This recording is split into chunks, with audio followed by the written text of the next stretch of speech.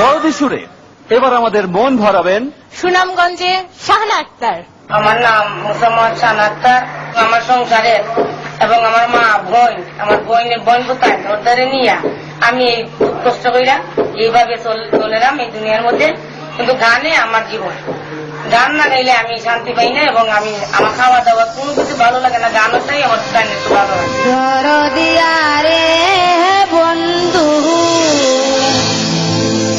দরদিয়া রে, আমি তোমায় চাই রে বন্ধু, আর আমার দরদি নাই রে, আর আমার দরদি নাই রে।